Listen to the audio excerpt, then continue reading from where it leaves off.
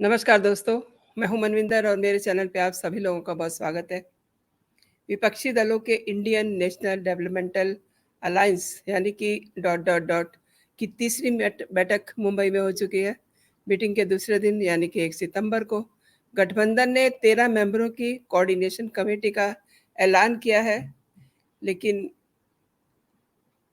कौन है कन्वीनर ये किसी को पता नहीं है। बाद में ये बताया गया कि सीपीआईएम के मेंबर का नाम भी इसमें जोड़ा जाएगा और उसके बाद कमेटी में 14 मेंबर हो जाएंगे। विपक्ष की मीटिंग खत्म होने के बाद इसमें 3 संकल्पों की जानकारी दी गई प्रेस को। इनमें देश भर में एक गठबंधन की रैलियां करने, कोऑर्डिनेशन कमेटी को बनाने के अलावा कैंपेन की थीम जुड़ेगा भारत जीतेगा इंडिया रखना शामिल है। लालू यादव ने यह भी कहा कि हमने संकल्प लिया है कि मोदी जी को हराकर ही दम लेंगे। अब इस मीटिंग के बारे में जो सोचा जा रहा था वैसा कुछ भी देखने को नहीं मिला। टीम का लीडर कौन होगा, सीटों का शेयरिंग का फार्मूला क्या होगा, मेनली बैठक का एजेंडा क्या हुआ, सवाल कई और भी हैं। मसलन विपक्ष की बैठक में मोदी के उस प्लान की चर्चा होती है जिसमें 5 दिन के स्पेशल सदन को बुलाया गया है। ये चर्चा चलती रहती है कि सदन में क्या होगा। आज इन्हीं सब सवालों के जवाब समझते हैं वरिष्ठ पत्रकार विनोद शुक्ला जी से, और शुक्ला जी को मैं आगे चर्चा में जोड़ती हूँ। नमस्कार सर, नमस्कार। आपका बहुत बहुत बहुत स्वागत है आपका मेरे चैनल पे। सर, सबसे पहले तो मैं आपसे ये समझना चाहूंगी कि मुंबई में जो बैठक हुई है, तीसरी बैठक, आपकी नज़र में इसमें क्या हुआ, क्या नया हुआ? आपका जो नोट है मेरे ख्याल में वो आई ओपनर होगा। क्या रहा इस मीटिंग में? देखिए मनिंदर जी, मुझे तो लगता नहीं है कि आज की बैठक में कुछ हुआ है। बल्कि अगर आप इसको ये कहिए कि जो सरकार ने एक जो अपना कार्यक्रम बनाया है 18 से 22 तक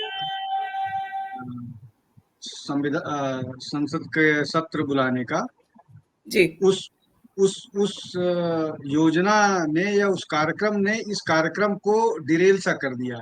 इसलिए कि जिस विषय पर चर्चा करने गए थे वो चर्चा ना होकर के सारी की सारी चर्चा इस बात पर केंद्रित हो गई कि जो विशेष सत्र संसद का बुलाया जा रहा है उस सत्र में निकलेगा क्या, चर्चा क्या होगी, किस विषय पर बात होगी, क्या आगे का रणनीति है, क्या भाजपा और एनडीए करने जा रही है।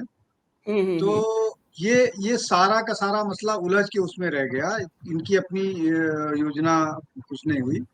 और जो जी। जो बातें अपनी ओपनिंग रिमार्क में कही कि 13 की एक समिति बनी है, फिर उसमें लेफ्ट का जोड़ के 14 होगा। इन्होंने 3 बिंदुओं पर सहमति बनी है कि रैली करेंगे और भाजपा को हराएंगे। एक स्लोगन दिया गया, एक लोगो भी रिलीज हो किया जा चुका है। अब उस रिलीज लोगों से मुझे एक ये भी बात नजर आती है कि मान लीजिए इस घटक जो बना है, इस घटक से कोई छोड़ के जाता है तो क्या उसमें जिस तरह से इन्होंने फोटो डाल रखी है उसको निकालेंगे और कैसे करेंगे। मतलब ये बड़ा ड्रामा भी एक के बाद एक अनफोल्ड होगा, देखने लायक होगा। और अगर हुँ। कोई नया जुड़ता है तो उसको कहाँ जगह दिया जाएगा, दोनों संभावनाएं हैं। उसको देखिए, तो ये सारी चीजें हैं। और कोई एक व्यक्ति नहीं था जो सबके बिहाफ पर इतने लोग इकट्ठा हुए, लगभग 56 लोग थे शायद। जी। 56 को आप आधा लगभग कर दीजिए। इसलिए कि वहां पर अगर उद्धव ठाकरे थे तो आदित्य ठाकरे भी थे, लालू यादव थे तो तेजस्वी जी। भी थे। जी, जी। इस तरह से बहुत सारे एक एक पार्टी से दो दो नेता थे। हुँ, खैर, हुँ। तो जो बात है कि योजनाओं से ज्यादा वो इसमें उलझी रही, अपनी योजनाओं को आगे बढ़ाने से ज्यादा वो इसमें मतलब INDIA जो है,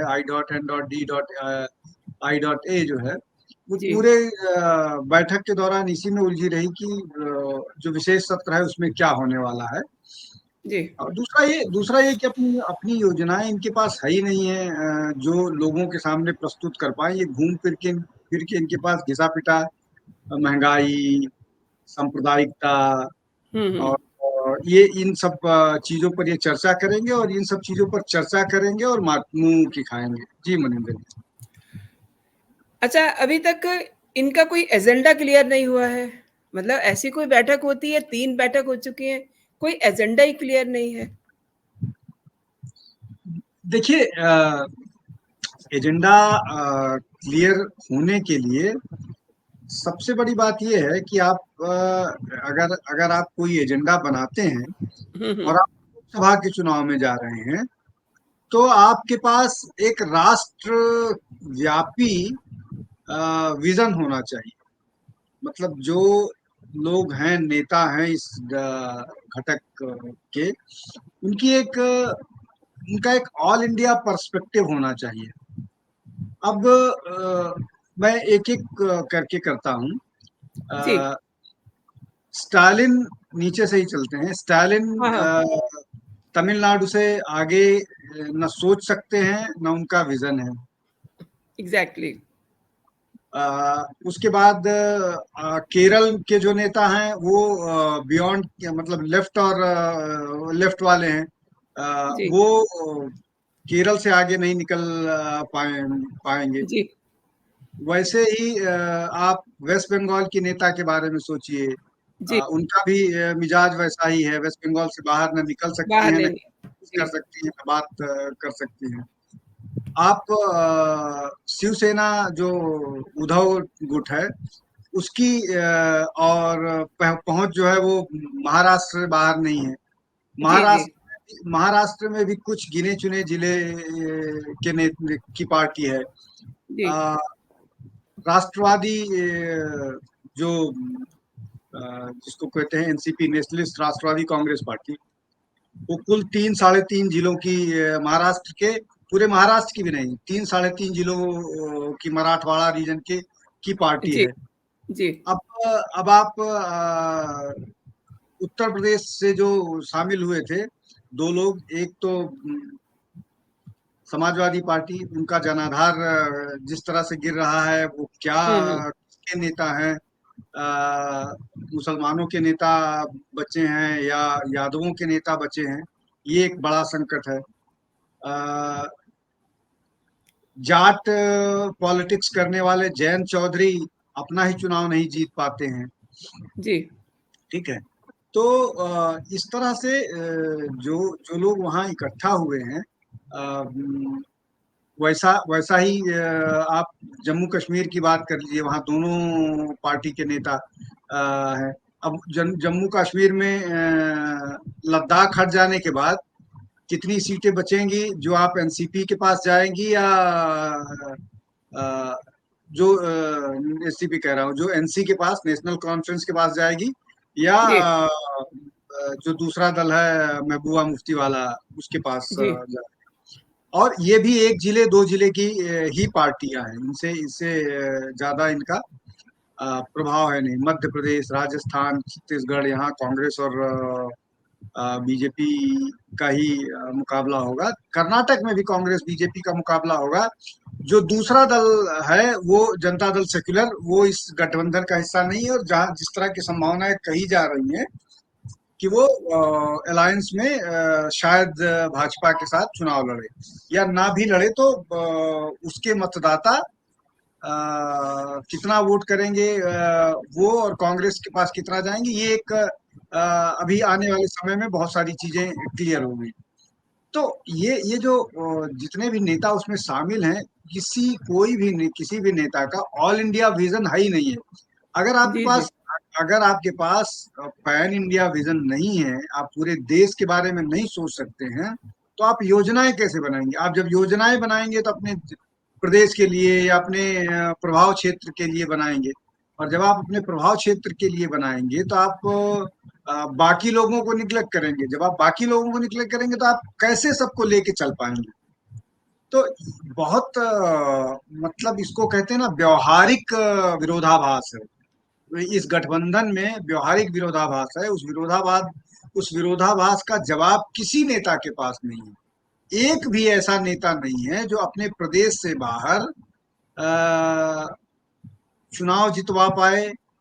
अ, आप कांग्रेस की ही बात करें, इस कांग्रेस का बड़ा नेता जिनको जिनको राष्ट्रीय नेता कहा जाता है, जिसकी सबसे बड़ी स्वीकार्यता है, वो सोनिया गांधी और राहुल को माना जाता है, प्रियंका को माना जाता है। जी, सोनिया जी। गांधी कहाँ कहाँ चुनाव जिता पाएंगी, ये डाउटफुल है। राहुल गांधी कहाँ कहाँ चुनाव जिता पाएंगे, ये संदेह के घेरे में है। इसलिए कि कोई भी चुनाव, जो प्रदेश का चुनाव जीत के आई है कांग्रेस, वो किसी भी राष्ट्रीय नेता के दौर पर नहीं आई है, वो लोकल नेताओं की बदौलत जीती है, या कुछ इस तरह के वायदे किए हैं जो जनता को फौरी तौर पर लुभा पाए। तो कोई राष्ट्रीय नीति इनकी बन ही नहीं सकती है, इनके पास नेशनल विजन है ही नहीं है, कोई कोई राष्ट्रीय योजना या राष्ट्रीय विजन नहीं है इनके पास। इसलिए ये बड़ा संकट है, और उसके लिए माथापच्ची कितना कर पाते हैं, कहाँ तक ये अलायंस सफल होता है, ये आने वाले सफल का मतलब मैं कह रहा हूँ कि इस योजना को बनाने में कहाँ तक सफल होता है।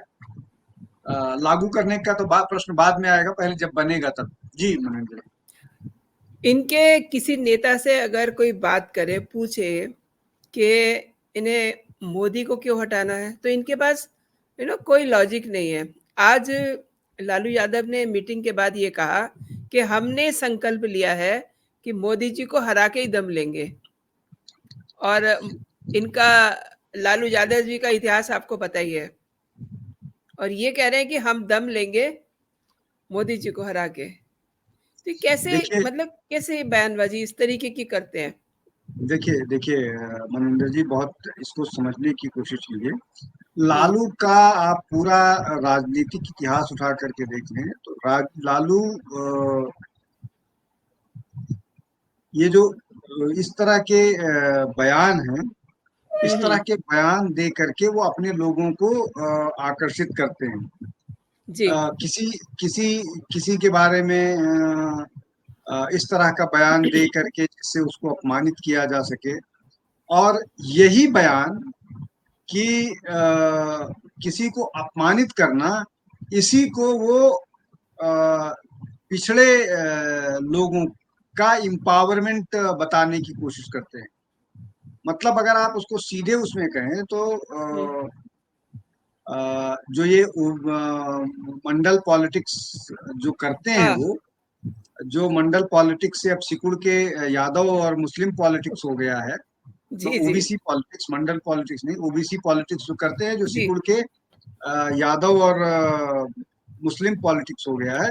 उस पॉलिटिक्स की ब्रांड इक्विटी ये है, उस पॉलिटिक्स का परिचय ये है कि आप और कुछ कीजिए नहीं कीजिए, अपर कास्ट को या बीजेपी के लोगों को, जिनको ये कम्युनल टैग करते हैं, उनको अपमानित कीजिए। वहां पर अगर कोई ओबीसी का नेता है तो उसको अपमानित कीजिए। यही परिभाषा अब तक रही है ओबीसी एम्पावरमेंट की, और इसी बदौलत वो ये जिसको बोलते हैं ना मजाकिया उनका, और उस हाँ। मजाक में व्यंग होता है, उस मजाक में किसी किसी की हाँ। अवहेलना, किसी का अपमान होता है, यही वो करते रहे हैं। वहां पहुंचते ही उन्होंने जिस तरह की बात कही थी प्रधानमंत्री को लेकर के, ये उनका स्टाइल है। लेकिन ये स्टाइल अब बहुत पुराना हो चुका है, इससे जी। लोग ऊब चुके हैं। अब ये किसी को न समझ में आता है, न रास आता है। और उन्हीं के जाति के लोग उनकी राजनीति का मर्म समझ चुके हैं और उनसे दूरी बना रहे हैं। तो लालू की अब ये टैक्टिक्स, ये रणनीति काम करने वाली नहीं है। उनको डिलीवर करना पड़ेगा, उनको लॉ एंड ऑर्डर पर डिलीवर करना पड़ेगा, उनको डेवलपमेंट पर डिलीवर करना पड़ेगा, उनको एम्प्लॉयमेंट पर डिलीवर करना पड़ेगा। सबसे बड़ी बात यह है कि उनको बिहार में माइग्रेशन रोकने के लिए डिलीवर करना पड़ेगा। पूरा का पूरा बिहार उठ के दूसरे प्रदेशों में जाकर के रह रहा है, दूसरे प्रदेशों की जी, संसाधनों पर बोझ बनता जा रहा है। ये कहीं से भी ठीक कहना ठीक नहीं है, इसलिए कि बिहार के लोगों को पूरा हक है कि वो देश के किसी कोने में जाएं और अपने भविष्य को उज्जवल बनाएं। लेकिन आप उस परिवार की तकलीफ सुनिए, समझिए ना। जिस परिवार का व्यक्ति वहां से दूर निकल के जाता है, अकेला किस तरह से संघर्ष करता है, अगर अगर उसको वो सारी उपलब्धियां, सारी चीजें उपलब्ध हों अपने ही देश, शहर, गांव में, जैसा कि बाकी राज्य करके दिखा रहे हैं। आप जी, बिल्कुल। आप आप अ, आप उदाहरण के तौर पर देख सकते हैं कि कौन सा आसामिया आसाम का कौन सा व्यक्ति है जो बांग्लादेशी माइग्रेंट्स वहां आते हैं उनको छोड़ करके, जो माइग्रेट करके दिल्ली में नौकरी के लिए आता है। उड़ीसा से इस तरह का माइग्रेशन होता है, यूपी से इस तरह का माइग्रेशन होता है, महाराष्ट्र से इस तरह का माइग्रेशन होता है, गुजरात से इस तरह का माइग्रेशन होता है, तमिलनाडु से इस तरह का माइग्रेशन होता है, केरल के लोग जो है वो बेहतर उसके लिए गल्फ जाते हैं। वहां भी आप उनको अगर एम्प्लॉयमेंट दीजिए तो वो वहां भी ऐसी स्थिति है। लेकिन उसको ट्विस्ट दे दिया जाता है कि वहां से रेमिटेंस आता है। लेकिन अगर आप उनको एम्प्लॉयमेंट दीजिएगा तो कोई बाहर नहीं जाना चाहे।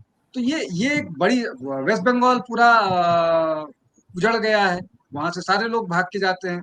और वेस्ट बंगाल के साथ तो एक और मुसीबत है, वेस्ट बंगाल के लोगों के साथ बांग्लादेशी आते हैं। आप रेगुलर उठा करके अखबार देख लीजिए, अभी कल की घटना है। जो वो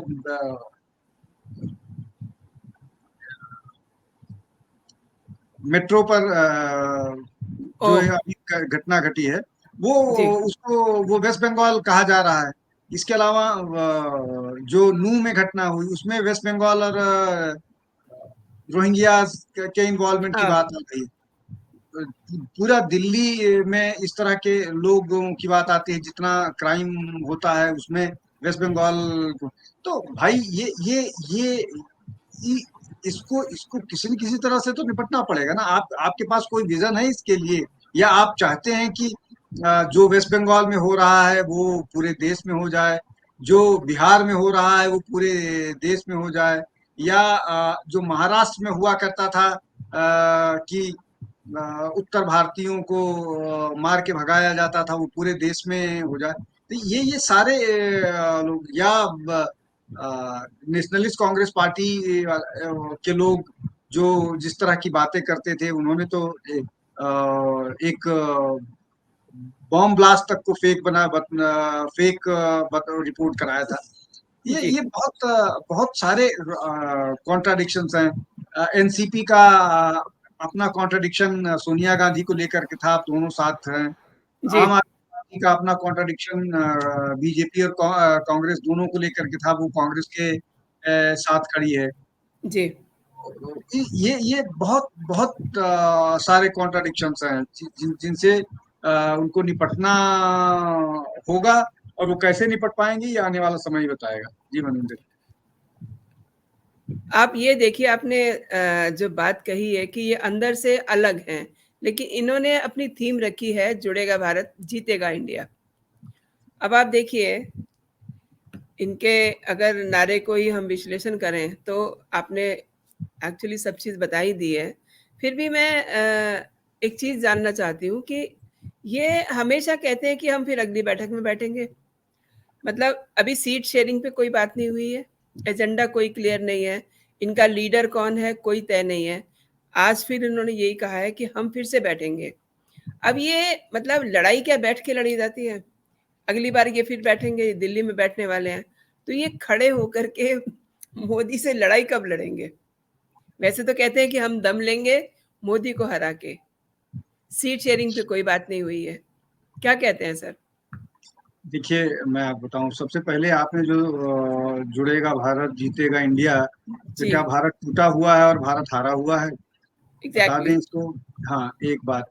दूसरी दूसरी बात ये है कि ये जो INDIA वाला है, I.N.D.I.A, ये जो पूरा का पूरा मसला है, एक दो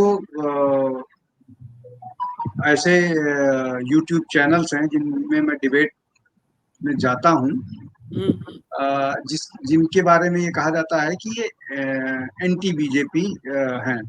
ठीक है, हुँ, हुँ। मतलब ये किसी भी जर्नलिस्ट का अपना अ, विशेषाधिकार है कि वो उसकी सोच का उसका नजरिया राजनीति को, किसी राजनीतिक दल के लिए क्या है, ये उसका जी, अपना व्यक्तिगत हो सकता है। मेरा अपना व्यक्तिगत है, मुझे भी ब्रांड किया जा सकता है, आपको भी ब्रांड किया जा सकता है, उस पर किसी को नहीं होना चाहिए। मेरे परसेप्शन के, मेरे अंडरस्टैंडिंग के हिसाब से, जो एक दो एंटी बीजेपी जो चैनल हैं, यूट्यूब चैनल, जिन पर मैं डिबेट्स में अक्सर जाता हूँ,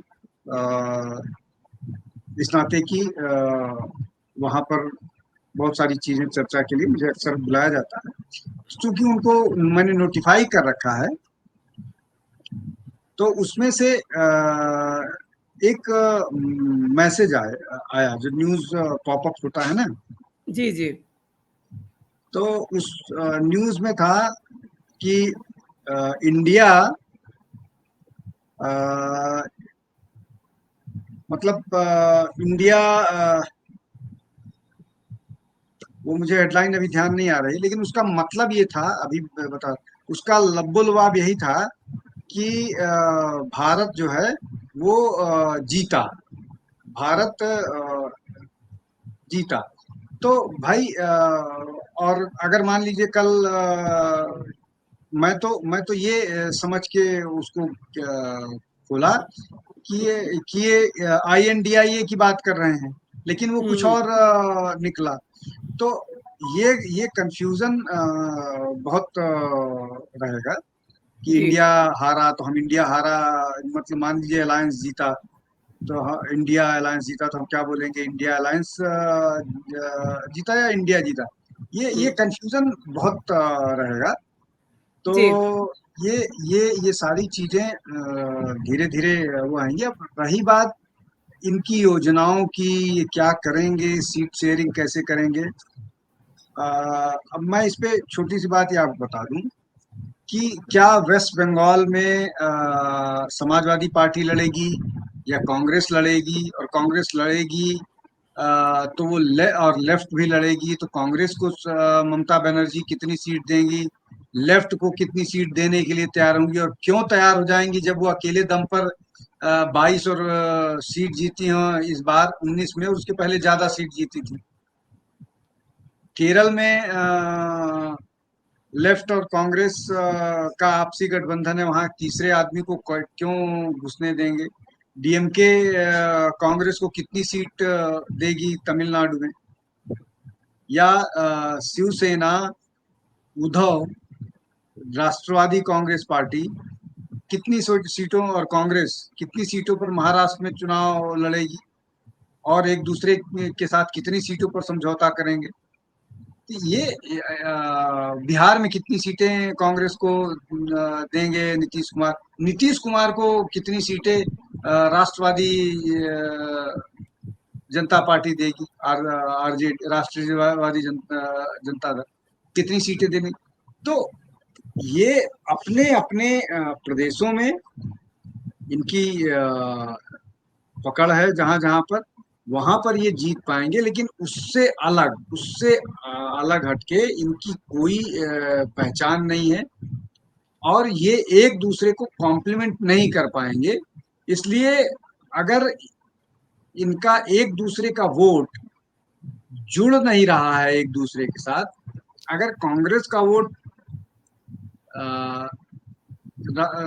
RJD के साथ नहीं जुड़ रहा है, और अगर कांग्रेस का वोट DMK के साथ नहीं जुड़ रहा है, या कांग्रेस का वोट उत्तर प्रदेश में समाजवादी पार्टी के साथ नहीं जुड़ रहा है, जो नहीं जुड़ेगा, इसलिए कि कोई भी व्यक्ति, न यादव समाजवादी पार्टी के जो दो वो वोटर हैं, वो यादव अगर उनको समाजवादी पार्टी को नहीं देना है तो वो कांग्रेस के साथ नहीं जाएंगे, वो भाजपा के साथ जाएंगे। मुस्लिम अगर समाजवादी पार्टी के साथ नहीं दे रहा है तो वो छोटी छोटी पार्टियों को देगा, कांग्रेस को नहीं देगा। जाट अगर आरएलडी को नहीं दे रहा है तो वो मतलब भाजपा को नहीं दे रहा है, तब वो आरएलडी को देगा। हम्म, तो ये बहुत सारे विषय हैं जो जिनको एड्रेस करना है, और इनको वोट को ट्रांसफर करा पाएंगे कि नहीं करा पाएंगे। अगर ये सारे मिल के, ये जो 26, 27 या 28 दल हैं, अगर ये कंपैटिबिलिटी बना पाते हैं, ये इस तरह की स्थिति बना पाते हैं जहां इनके एक दूसरे के वोट, चाहे 1% हो चाहे 2% हो, वो ट्रांसफर हो रहे हैं, तो प्रभाव दिख सकता है। 2-4% या 2-4-10 सीटें, या मान लीजिए 20-25-30-50 सीटों तक प्रभाव हो सकता है। जी। लेकिन लेकिन सारे प्रभाव के बावजूद ये INDIA जो है, वो इस स्थिति में कम से कम अगले 6 महीने में आ पाने की स्थिति में नहीं है जहां पर ये बीजेपी को रिप्लेस कर दे। रिप्लेस करने का मतलब ये है कि जैसी स्थिति अभी बीजेपी की है, मैं 303 की बात नहीं कर रहा हूँ, मैं 272 की बात कर रहा हूँ। इंडिया INDIA अलायंस 272 भी आज से 6 महीने बाद पाने की स्थिति में अभी मुझे नहीं नजर आ रहा है। कुछ ऐसा ब्लंडर हो जाए, कुछ इस तरह की परिस्थिति बन जाए कि लोग बीजेपी के नेताओं पर पत्थर मारना शुरू कर दें, तब अलग बात है। अ, जो एक कुछ बहुत अजीब सी परिस्थितियां ही उसके लिए होंगी, वो मतलब ये बोला जा सकता है, वैसा होता हुआ दिख नहीं रहा है। ऑब्वियसली वैसा कुछ है ही नहीं। सर एक चीज़ और है, आज इनकी जो मीटिंग हुई है, उसमें जैसा कि अब हम डिस्कस कर ही रहे हैं कि कोई भी एक ऐसी बात निकल के नहीं आई जिसको हम ख़ास तौर पे जिस पे चर्चा करें। वहाँ पे चर्चा हो रही थी कि जो स्पेशल सेशन है, उसमें क्या होगा? पार्लियामेंट का जो स्पेशल सेशन उसमें क्या होगा? अपनी ये उस समय लड़ाई भूल गए, अपना ये भूल गए कि हमें सीटों की शेयरिंग पे बात करनी है, हमें अपने लिए कुछ एजेंडा तय करना है। तो अधीर रंजन चौधरी ने तो यहाँ तक कहा है कि सेशन बुलाने की ज़रूरत भी क्या है? उन्होंने ये ट्वीट किया सुबह। अब इनको मतलब विशेष अगर सेशन बुलाया जा रहा है, सत्र बुलाया जा रहा है, तो इनकी चिंता क्या समझ रहे हैं आप? इनको इनको क्यों मतलब बेचैनी हो रही है? देखिए मनिंदर जी, इस अधीर सवाल में रंजन, मेरे इस सवाल में ना मेरे 2 सवाल हैं। एक तो ये कि ये जो सेशन है, ये क्यों है? दूसरा विपक्ष की प्रॉब्लम क्या है? देखिए मनिंदर जी, जो अधीर जी। रंजन का कहना है हुँ।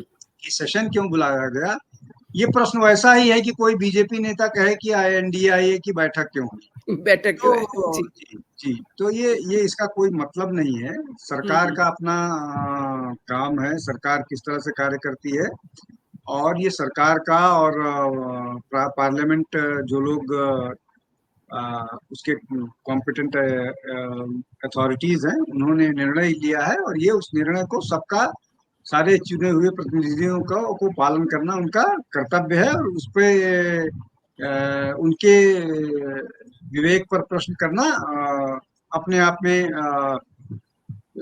थोड़ा सा अलग सा, मतलब वो अजीब सी बात है। और वो, और अधीर रंजन अजीब सी बात करने के लिए माने मशहूर है। जाते हैं, जाने जी। जाते हैं वो। अब दूसरा ये कि INDIA अपना एजेंडा नहीं डिस्कस कर रही है, शीट शेयरिंग पर बात नहीं कर रही है। जैसा मैंने पहले कहा कि सबका दायरा बहुत छोटा है, किसी के पास ऑल इंडिया विजन नहीं है। किस बात पर वो, किन चीजों को लेकर के वो सीट शेयरिंग की बात करेंगे? अगर अगर कोई भी नेता अपने क्षेत्र से आगे, अपने क्षेत्र से अलग हट करके दूसरे को मदद करने की स्थिति में नहीं है, तो वो डिमांड कैसे करेगा कि जी। हमको यहाँ इतनी सीट चाहिए, हमको इतनी सीट चाहिए? केवल एक राजनीतिक दल ऐसा है जो ये कह सकता है कि उसका प्रेजेंस ऑल इंडिया है, तो हमको उत्तर प्रदेश में भी कुछ चाहिए, बिहार में भी कुछ चाहिए, मध्य प्रदेश, वेस्ट बंगाल में भी कुछ चाहिए, तमिलनाडु में भी कुछ चाहिए, केरल में तो आधा आधा बढ़ जाए, मतलब केरल तो तमिलनाडु। अब प्रश्न देखिए कि बीजेपी का वेस्ट बंगाल में, सॉरी, बीजेपी का केरल में कुछ भी नहीं है। वो एक सीट पर कॉन्टेस्ट कर पाते हैं। अ, जो बीजेपी और कांग्रेस का जहां पर फाइट होती है, 5 सीटें ऐसी हैं जहां पर वो ठीक ठाक वोट मिलता है। इस बार वो कोशिश में है कि किसी तरह से तिरुवनंतपुरम सीट और एक और सीट जीती जाए, जी। लेकिन वो अभी होता हुआ दिख नहीं रहा है, लेकिन वो ऐसे हम्म। प्रयास करते हैं। अब मुझे ये बताइए कि केरल में कांग्रेस और लेफ्ट क्या करेंगे? आपस में नहीं लड़ेंगे? और अगर आपस में वहां लड़ रहे हैं तो अलायंस में क्यों साथ, कैसे साथ रहेंगे? तो या अ, दिल्ली को ले लीजिए सर, आप वालों ने कितना दिल्ली हल्ला मचा दिया। दिल्ली में आम आदमी पार्टी और कांग्रेस का वो होगा। अब कितनी सीटें दिल्ली में? तो मान लीजिए ये है कि 3 लोग है ना दिल्ली में, तो इनकी लड़ाई बीजेपी से है कि कांग्रेस और आम आदमी पार्टी 3 है। हम्म। केरल में तो 2 ही लोग हैं। तो आप क्या कीजिएगा? मतलब आधे आधे पर लड़ लीजिएगा कि आधा आप ले लो, आधा आप ले लो, बिना उसके। तो ये बहुत सारा है, विषय है जो जिस पर जो ऐसे प्रश्न है जो रखे ही नहीं जा रहे हैं। रखे जाएंगे तो फिर वो विघटन शुरू होगा। तो रायता विघटन से फैलेगा ना फिर। जी जी, वो आप उसको कहिए रायता फैलेगा। जो विघटन है वो होगा, इसलिए इसलिए अभी उसको टाला जा रहा है। जितना ज्यादा से ज्यादा टाला जा सके वही किया जा रहा तो ये इसको टालते ही रहेंगे, इस पे बात नहीं करेंगे कि सीट शेयरिंग का तरीका क्या होगा। चलिए इसको छोड़ देते हैं। लेकिन अब जो स्पेशल सेशन की बात हो रही है, जो 18 से 22 सितंबर तक रखा जा रहा है, जिसमें 5 सेशन होंगे, और उसको लेकर के इन विपक्ष वालों की बड़ी चिंता बढ़ी हुई है। इनको क्यों डर लग रहा है? उसमें ऐसी क्या चीज़ पास होने वाली है? कौन सा ऐसे उसमें इश्यूज़ सामने आने वाले हैं, जिनसे इनकी नींद इतनी उड़ी हुई है? है। देखिए मनोज जी, मुझे तो उसमें कुछ ऐसा बहुत एक्स्ट्राऑर्डिनरी होता हुआ दिख नहीं रहा है। हुँ, हुँ। मुझे लग रहा है कि वो G20 के समापन के बाद और और चंद्रयान की सफलता के बाद जी, जी। इन विषयों पर चर्चा होगी। कोई बड़ा मुद्दा अगर आएगा भी तो वो क्या होगा कोई नहीं जानता है। जैसे 370 आने से पहले किसी को भनक नहीं लगी थी कि 370 एग्ज़ैक्टली, कुछ होगा। एग्ज़ैक्टली। तो वो विषय ऐसा होगा जिसकी जानकारी सिर्फ पीएम को और होम मिनिस्टर को होगी। जी। और एक आध और बड़े नेता को हो सकती है, लेकिन उसके अलावा किसी को उसकी जानकारी नहीं होगी। और और अगर किसी को जानकारी हुई और मामला लीक हुआ तो ड्रॉप भी हो जाएगा लास्ट मिनट पर, ऐसा। तो नहीं, ऐसी ऐसी पॉलिसी है बीजेपी की, अगर लीक हो हाँ, गया, तो तो फिर उस पे हाँ, चर्चा नहीं होगी। हाँ, तो इसलिए इसलिए इसमें अगर मैं ये कहूं कि नहीं, वो पॉपुलेशन कंट्रोल पर या प्लेसेस महिला ऑफ आरक्षण। वर्शिप एक्ट पर, वक्फ पर, या यूसीसी पर का बिल ले आ सकते हैं, तो मैं हुँ, हुँ। गलत गलत कहूंगा। इस बारे में किसी को कोई जानकारी नहीं है। सब सब गेस लगा रहे हैं। सब अपने अपने हिसाब से अनुमान लगा रहे हैं, चाहे विपक्ष हो। यहाँ तक कि भाजपा के बहुत सारे बड़े नेता भी इस बात को गेस कर रहे हैं कि क्या ऐसी बात हो सकती है। तो ये कहना किसी के उसका नहीं है। ये विपक्ष गेस लगाता रहे। कयासबाज़ी हो रही है इस पे, सुबह जी से इस पे कयासबाज़ी हो रही है। जी जी, कयास चलते रहेंगे जब तक सेशन चलेगा, तब तक चलते रहेंगे। एक और बात मेरे दिमाग में आ रही थी, जो कि कयासबाज़ी की बात हुई। ये कुछ जो हमारे अंग्रेज़ों के ज़माने के कानून थे, उनको बदलने की बात है, तो क्या उसको लेकर के कोई चीज़ रखी जा सकती है, बिल रखा जा सकता है? या फिर हमारे जो ईडी के डायरेक्टर थे, जिनको लेकर के आए दिन कोर्ट में चिक-चिक होती है, संजय मिश्रा जी, उनको लेकर के कोई बिल आ सकता है? आपको लगता है ऐसा? देखिए, मुझे नहीं लगता कि मतलब आपका प्रश्न सही है। एक इस तरह की बात चल रही है कि एक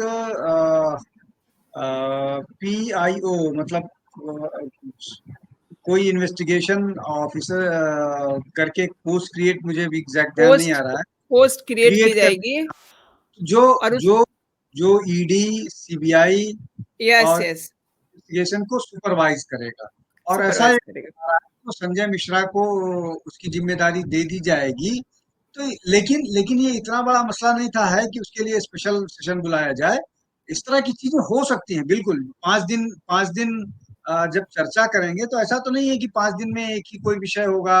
बहुत सारे विषय होंगे जिन पर चर्चा होगी। और अगर सिर्फ G20 और इसका मामला था तो एक दिन के सेशन में भी किया जा सकता है, लेकिन हाँ, पांच मतलब दिन आपको ध्यान होगा जिस समय जीएसटी को लेकर के कॉल किया गया था सेशन, उस दिन केवल 1 दिन का था।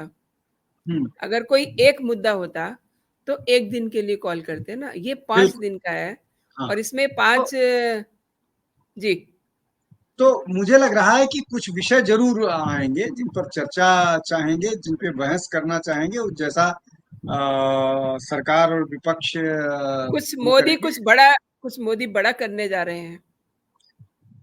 अब ये क्योंकि मैंने मोदी बताया। क्योंकि मोदी सरप्राइज़ करने के लिए जाने जाते हैं, हाँ, हमेशा बदलाव तो करते हैं और वो तो बदलाव अच्छा होता है।